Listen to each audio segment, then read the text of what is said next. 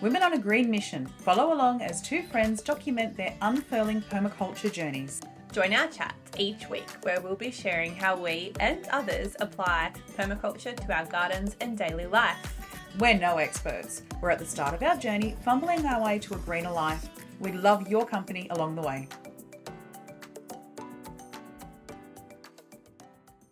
Hello. Hi. Look at you outside. How are you?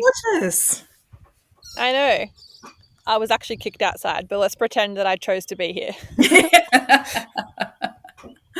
So I'd like to be outside, but yeah, the wind's just starting to pick up here. It's starting to get a little bit hectic. So yeah, I don't think I'll sit outside in the wind. Yeah. Oh my goodness. What's happening? How have you been this week?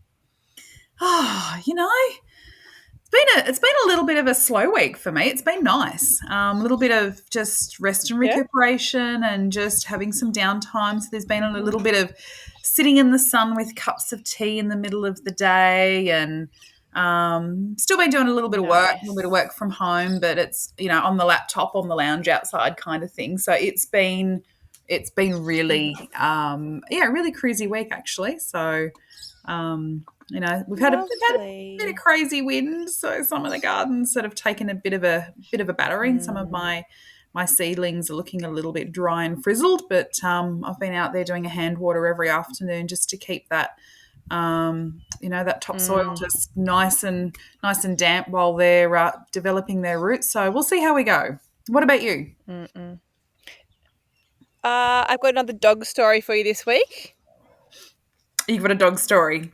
Does it involve the same stuff as last time, or no? This is new ground. We're breaking new ground here. So we were inside and the kids were playing, and the dog yelped really loudly. And he has this habit, which is just stupid. He digs up ants. He'll find an ant nest and dig at it, and they'll bite him on the nose. And he gets really frustrated. I'm like, just stop doing it. So I just thought maybe he had Frank or Dave? Ants. Is this Frank or Dave? This is Frank, the puppy. This is Frank. Okay. Yeah, he's just so curious. Yeah. So anyway, I heard this big yelp and I thought, oh, that sounds like more than just an ant. What's going on? And I've got up and my husband's got up because he was in a different room. We both kind of walked onto the deck and had a look, and he's come sprinting from this tree. And our other dog, Dave, who's 7, was still there kind of sniffing around. So we both kind of walked over, and as we got closer, we were like, Dave, quick, come here, and called the other dog over. And there's this massive diamond python, a huge one, at the base of this tree. And he's obviously Frank's pissed him off and been nudging him or kind of getting a bit too close, sniffing him or whatever. And it's bitten Frank. And I was like, ooh. So I called the vet quickly to check. I knew they weren't venomous to humans, but just to check they weren't venomous to dogs. And they were like, no, he'll be fine. It'll just be maybe a bit tender kind of thing. We're like, what are we going to do with this diamond python? And he starts kind of slithering towards the house. And I was like, oh, I really don't want a new pet to live under our deck and have to deal with the diamond python and the puppy. And Frank's still small enough that I think a python would probably try and, strangle him. So I was like, we've got to relocate this snake so that the snake doesn't get hurt and the dogs don't get hurt and everyone's comfortable. And my husband's trying to shoo it away with a broom to try and not let it go under the deck. So he's getting a bit frustrated. And I thought, we'll get a bin. So we got a bin, one of the old school ones that have the lids that come off and on, the round ones. And I just laid it on its side thinking, if he's cranky enough, he might want to find a small, quiet, dark space to get away from us. And sure enough, he slithered right inside. And then I hubby put the lid on. He's like, I can't believe that worked. And then we called the snake catcher and he's like, well, you've done the hard part, you've caught it. He's like, all I'm going to go do is let it out in the bush. He's like, we can't relocate them more than 1 kilometre away from where we find them. And so, we just walked across the road and chucked it in the bush. But I was like, I've got to tell Joe this story because this dog, I think he'll give me content for years to come because he's just curious and gets into mischief. Into everything. Since we've heard about his past shenanigans, I thought I'd keep you all updated on how Frank's going. Bless him. So, but he's totally fine. He's just a bit It's a bit of a snake week because, I forgot that, we had, we call him Cecil. I don't know whether it's the same Cecil every year, but he always hangs out on top of the compost pile because I've got an old rug that I put over it. And so it's just perfectly warm and we get some mice Oh in yeah. there. So there's a nice little, they prefer frogs. We've got a pond over there as well, but like nice little food source. So yesterday I was just sort of out. I thought, I might just go and stick my arm in the compost and just sort of see how it's going. Like, it's fully cooked. It's just sort of, having curing time now. And pulled it back, and here's Cecil, and he's looking at me, and I'm looking at him, and I'm like, you know what, buddy, you can have the compost pile today. I'm just going to tuck you back in. I just pulled the blanket back over and said, no, you can just stay there. So he's like, as long as he stays over there and doesn't come in the house again, that's fine. Yeah, exactly. Yeah. The joys and they're of beautiful. wildlife. Like, I don't want to do them any harm or anything. No. Yeah, but I mean, there's long grass all around us because no one's built yet, and so I'm sure we're going to come across more. But it was more that I just didn't want him, the dogs hurting him, or the kids, don't want to really be around him either. So, but that was our story for the week. But besides that, we've just got lots of seedlings. The wind's starting to pick up here towards the end of each day, so lots of watering here as well. Just trying to make sure that the ground stays wet enough. Lots of more mulching, because our mulch is broken down a bit. We want to keep everything covered as best we can. So similar here, watering, just kind of keeping an eye on things, change the season. Yeah. No, I think that's going to be us for a little while as well. It's those, the winds that we get at the start of spring and a winter start of spring, they're here. So we just got to manage them. So what are we talking about today? So today we are talking about the concept of enoughness. And I love this subject. This has been a huge game changer for me. Like, just having that paradigm shift, having that thought shift around that I need more or I have to be better. Because, enoughness originally comes out. So I suppose let's take it all the way back. So enoughness really comes out of, that self-enoughness, right? Like, am I enough? Am I good enough? Am I loving enough? Am I kind enough? Am I, whatever enough of within myself? So it's around that, self-worth, self-esteem. But it covers so much more than just oneself, right? Yeah, so it covers just so much more than just, your inner self. So I suppose let's start with what does enoughness look like for you? What does it mean for you? I think it's interesting in a permaculture lens to talk about enoughness, because conversely, permaculture is about abundance, right? Mm-hmm. But then what's that line between abundance and enough? I think that's a really interesting kind of perspective to think about. For me, enoughness is being content with what I have, for starters, and not wanting for more. Because I think in our commercialized world that we're living in, you're always on this pursuit for the next thing, the bigger thing, the better thing, more of this. It's kind of just drummed into us. I don't know, maybe your age group or the age group a bit higher than you, but definitely. Hey, what are you saying? I've grown up in that. You know what I mean? Like with the internet, especially from such a young age, and all these things that are at our fingertips. I think advertising for, children really ramped up in the 90s when I was growing up. Obviously, it was there beforehand. We had ads targeted at children, but I just think, commercialism and advertising and marketing and, social media, like all these things have become so much more of in my life for a long time, since I can remember nearly, compared to my parents or the generation above. So I think it's really hard that it gets drummed into you, and it becomes, unless, your parents brought you up intentionally to not be exposed to those things. So it's like second nature to just want more. And the comparison, that idea of, what is it?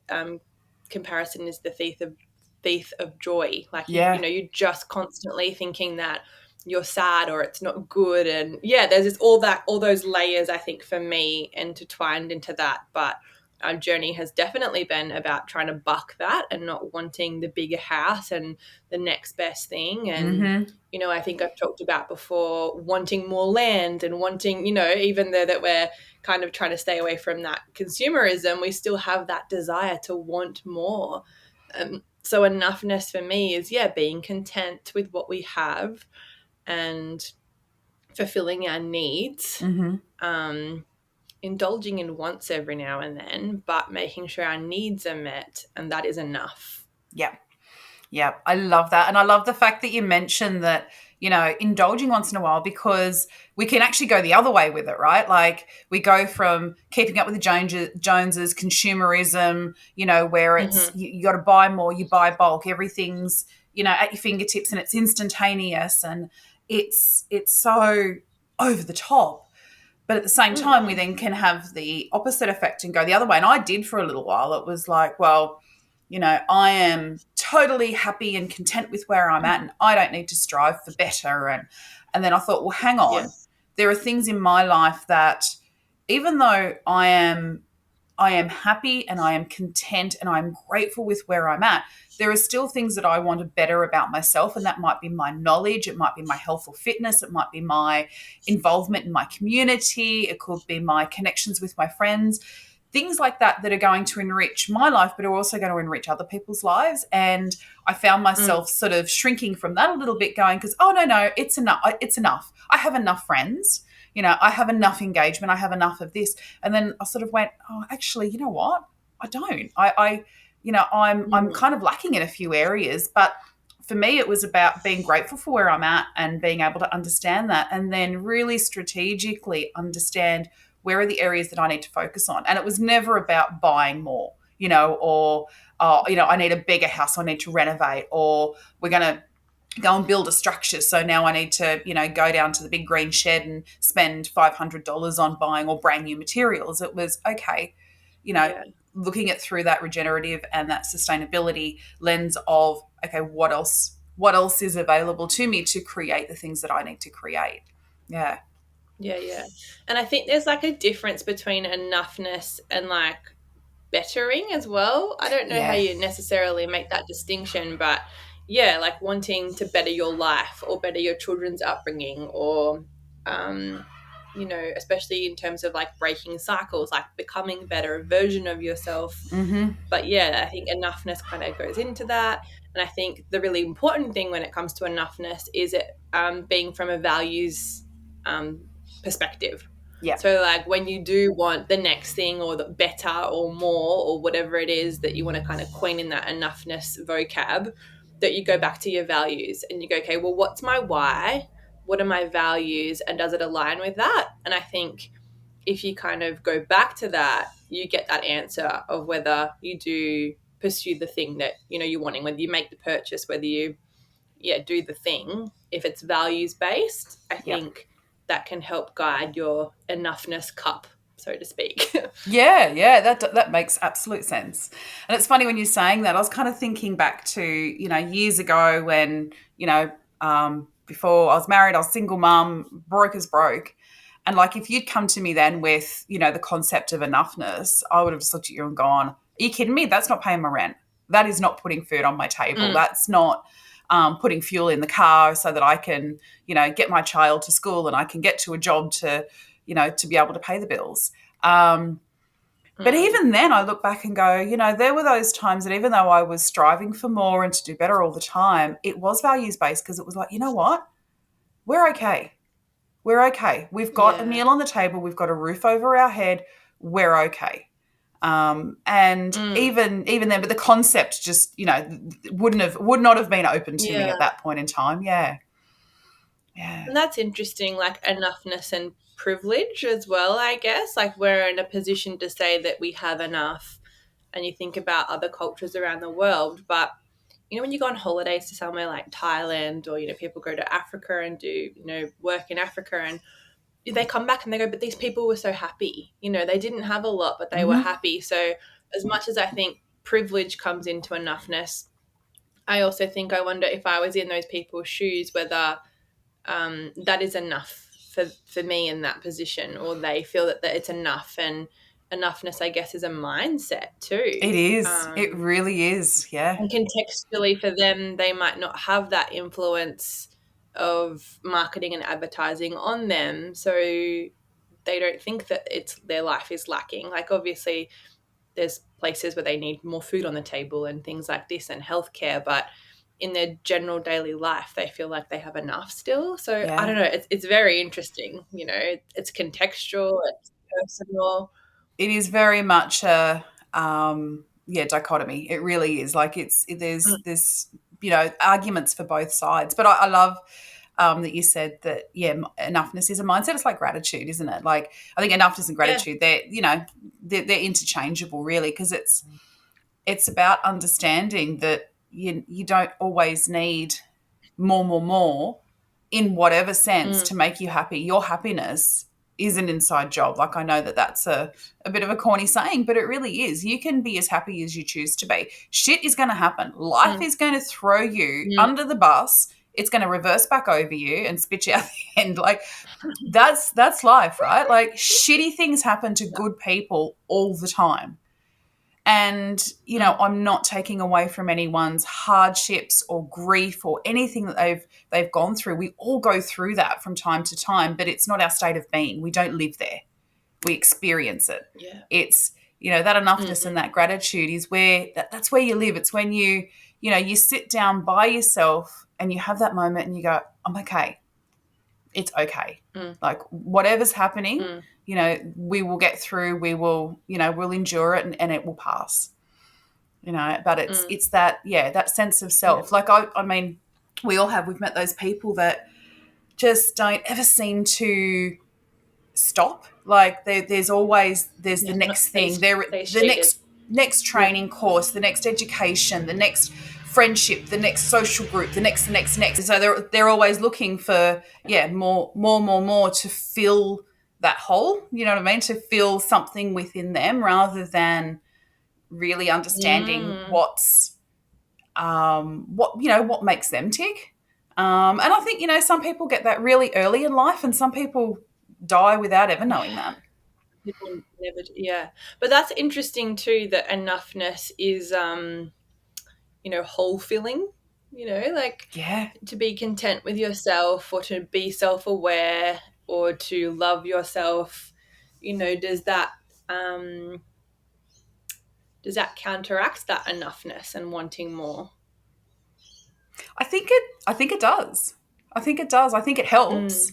Mm, I think yeah. understanding yourself, taking the time and putting the effort in to understand you and your thinking and what makes you tick. And conversely with that is understanding what your enough is, because your enough is different to mine, is different to anyone else that's listening, right? Mm, So we all have totally. different degrees of enoughness, and at different stages of life. Like when you have small children, things are very different to when your children have grown, or if you don't have children. If you either Mm, choose not to have children or you can't have children, like things look different in life at different stages for different people for various reasons. But I think it mm, really just comes back to understanding what do you have in your life that makes you happy, that gives you mm, that sense of joy and contentment. As you said, it fills the hole.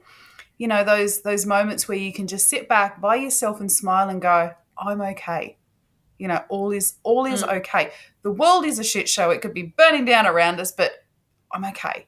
And mm, I think that's, for me anyway, that's sort of the crux of it. Talking about like looking at from, say, a garden lens, because that's sort of kind of where I came from it originally a little bit, was that yes. my gardens have to look a certain way. I have to have a certain type of garden bed. They have to be, not just aesthetically pleasing, they have to be Instagram worthy.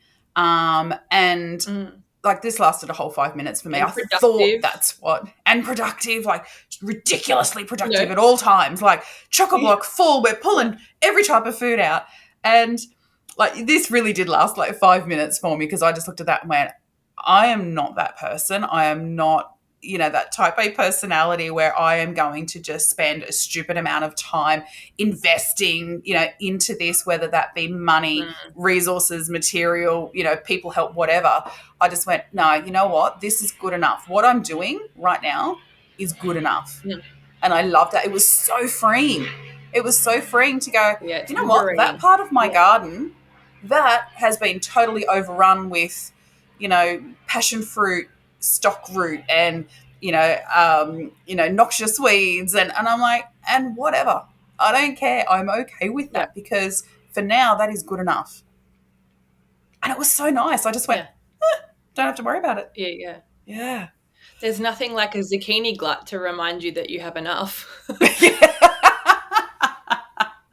You're not wrong. Mind you, Everyone's our like, last... no more zucchinis! Stop giving your fucking zucchinis away! You're chasing people down the road with the zucchini. Here she comes! Please!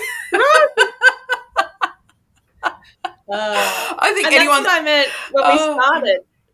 Like that concept of abundance in permaculture and wanting to grow and be abundant versus enough with the zucchinis, enough with it's, and then not being able to handle your harvest, or spending weeks preserving because you planted too many tomatoes, like whatever the thing is. Like there is a line between abundance and enoughness, because even when you have abundance and you think, oh, I'll just gift it to people, or I'll just share it around, put it out for free, there is a point where it's still too much. Like there is a line in enoughness. Yeah, and then there's gardening shows us that.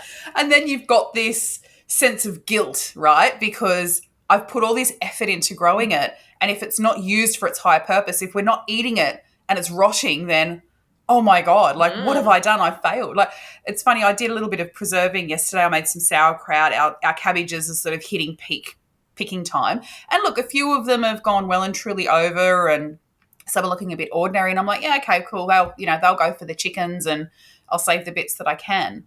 But yeah, I thought I had a little bit of a giggle yesterday as well, because I'm like, I'll just do one big jar. I'm like, okay, I did that one big jar, and I'm like, I've still got so much cabbage. I'm like, I'll go and see what else, like, because I mean, it honestly is such a shit show. I've got no organization when it comes to my fermenting and preserving, or I've got bits in a spare room, I've got bits in a cupboard, bits under here, and I'm like, oh right, I'll see if I can find some more of the pickling pipes. And so I'm pulling stuff out, and I'm like, right, I found one more, and okay, so that goes into that lid there, and that lid fits that jar, right? Okay, I can go and pick another one. So, yeah, but it's there's some there that are just going to go, like they're just on the way out, and I'm not going to get to them, and it's like, you know what, that's okay. That's all right. It'll go to the chickens, or it'll go to the compost, and I don't feel guilty about it. And I'm not going to give it away. I've already given a heap away. Yeah.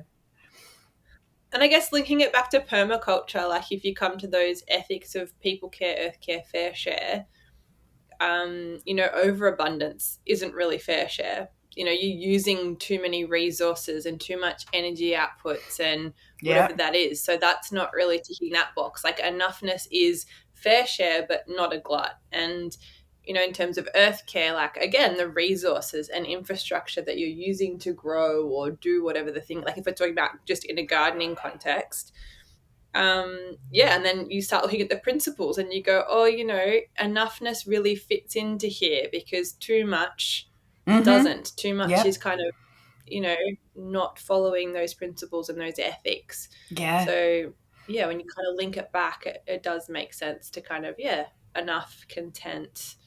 And, I'm actually going out this afternoon because we're kind of putting that next crop in. And I was like, you know what, we didn't have enough broccolini. We'd use a lot more of it. I'm going out into the garden and I'm writing down how many we had of the broccolini and kind of guesstimating how many we need to put in for next time so that I don't overplant. And same like with the Asian greens. We had way too many Asian greens, which was kind of a good thing for us because we needed green stuff for the compost. Mm-hmm. But in terms of eating it, we didn't really need that much. So, I'm really trying to keep a log to remember how much of everything we need to kind of get to that happy balance for us. And I think that's really important, documenting and getting that feedback and applying it so that you can get to that enoughness point and feel like, yeah, you don't want for more and you're not in that situation where you have too much. I love it. I love it. While you were talking about that, I was actually thinking from that social battery side of things as well, because I noticed like Mm. permaculture at the pub, we were chatting to someone quite a while ago and he had like the t-shirt on with, my social battery, like had the little, if my social battery is down here, basically don't come and talk to me. And I thought, that was like, we had a bit of a joke and a laugh about it. But from an enoughness perspective too, like that's something that's been something that I've noticed, and especially it was, coming out of, that period that we had with lockdown, which we've touched on that before. It was too much all of a sudden, right? Like having all these social interactions, and it's like, yeah, we're free, we can all jump back out into the real world. But even now, for me, like I'm really careful about my social interactions, the things that I sign up for, the things that I go to. I make sure that it is an absolute win-win on both sides, that it fills my cup and that I'm offering something back from that. And I say no to a hell of a lot more now than what I did years ago, because I just don't have this, whether it's the social battery, the bandwidth, whatever you want to call it. I don't need a huge amount of that to fill my cup. So I'm not going to keep going and going and going and having that spilling out and spilling out and spilling out. And then I come back and I'm just like, I'm flat out for a week. Like I'm done. So I think that's something too. And I know that when I was younger, I had a lot more energy to give to it, but I also think that I spread myself very thin with it. Enoughness is really showing up for me at the moment in this house build. All the decisions we're needing to make about how many bedrooms do you need, and how many bathrooms do you really need, and obviously we want to do we have a big garden and we want to do lots of pickling and preserving, so we've prioritized our kitchen to be big so that we can do that. But again, it's like that need versus want, and how big is excessive. And we've got like a mud room, but it's more of a practical mud room for like storing things. You'd probably call it like a walk-in pantry, I guess. Yeah. But in my mind, it's more of a mud room because we're using it to store and have our pickles and preserves and things in there. So we're trying to come at the build from a really practical point of view and not get swept up in, we'll just pop in an extra bathroom here. And we had friends here on the weekend who are very not into permaculture at all. They're very money focused. Yeah. And keeping up with, societal expectations and those kinds of things. And he's like, what, you don't have an ensuite? Because we were talking about our house build, and you don't have a second bathroom? And I was like, no, like we don't really need it. And he was like, oh, well, the value of your property and the resale, this and that. And he was like piping up about all this kind of stuff. And I wanted to kind of really buck against him, but I was like, you know what, he's entitled to his opinion, that's fine. But it just felt good to really know, like, no, we don't need that, and to be really strong in ourselves to know what is enough. So we're only having 2 bedrooms. The kids will share, and we've made provisions down the track to have a loft above the bedrooms if we need a bit of space, or maybe a podcast area or an office, a recording studio. Get away. Yeah, it is hard.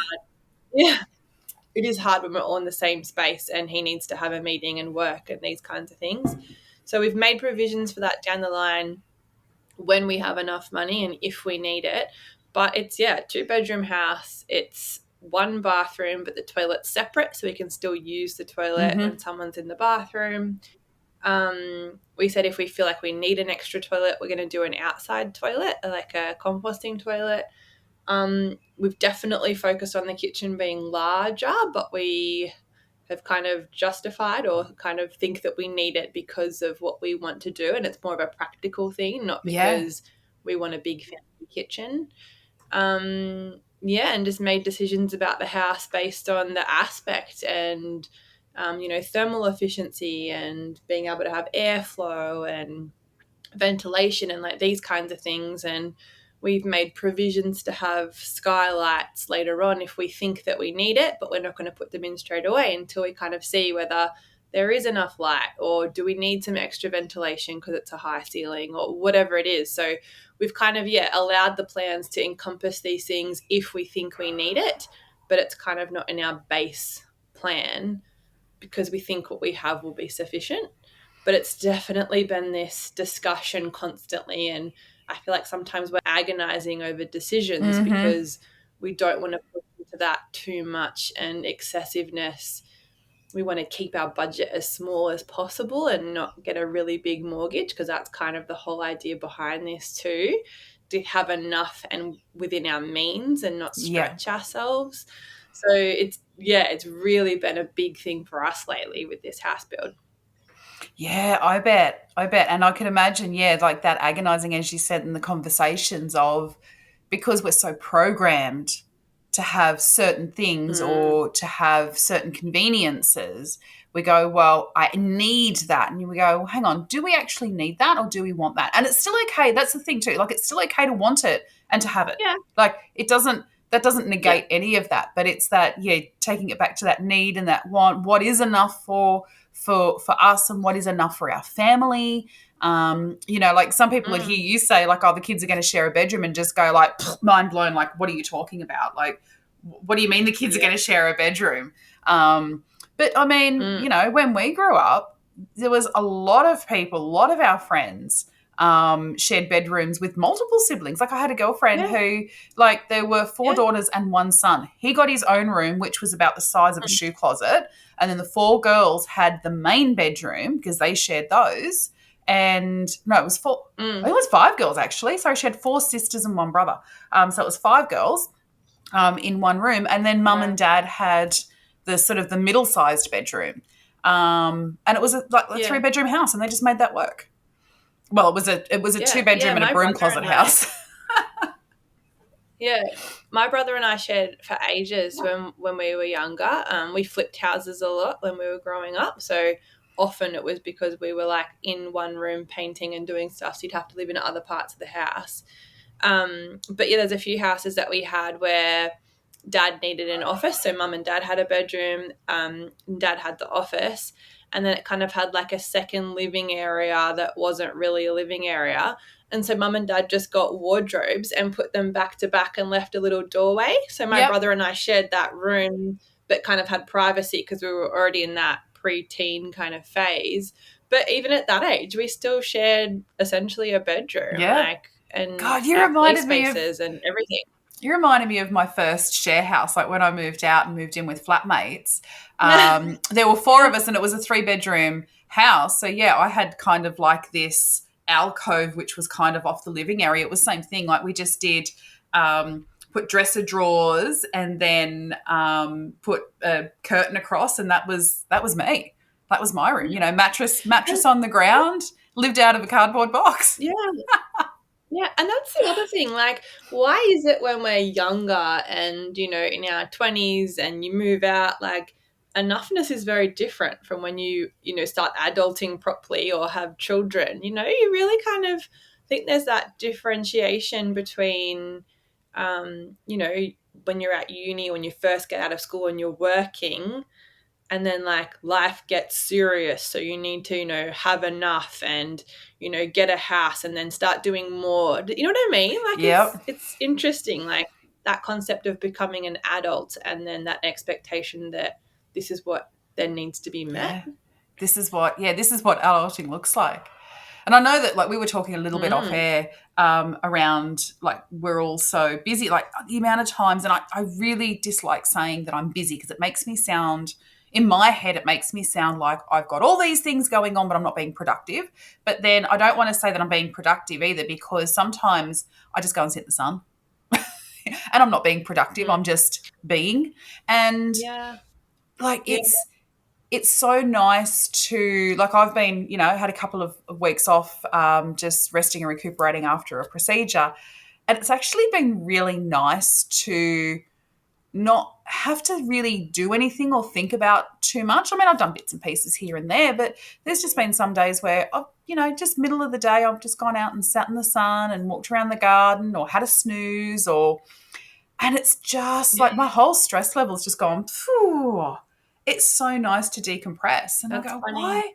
why do we live this life where it's just so full on, and then we take holidays to decompress, and then we come back in and we plug back in, and it is like, it's work and social expectations and family expectations and this. It's all these things that are constant. Yeah, we had that conversation, a few mums at Bush Kindy. And I was saying I hate that glorification of being busy. Like, why do we glorify it and hold it up on a pedestal to be busy? Yeah. And one of the other mums said that she's changed her vocab, and instead of saying, oh, I'm so busy with the kids, and she says, oh, we have really full days. Because I like that. could, look like sitting on the balcony for 10 minutes having a cup of coffee, because it's, that's part of your day, and your day is full with this activity that you need to do for yourself to nourish yourself. Full could mean, going to Bush Kindy. Full could mean working, but your day is full up. So it's kind of removing that concept of being busy, or I've got a lot to do, or we have so much on, like even that concept of, so much. It's that this rush kind of filling your day. And energetically, it's like, our days are very hard. full.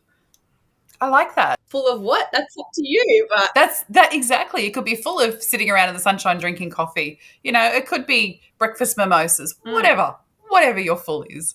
But I like that. It's and even then, what you need. And then even taking that back and going, well, you know what, my day actually has some room in it. Like yesterday was full, but today I have some room for whatever.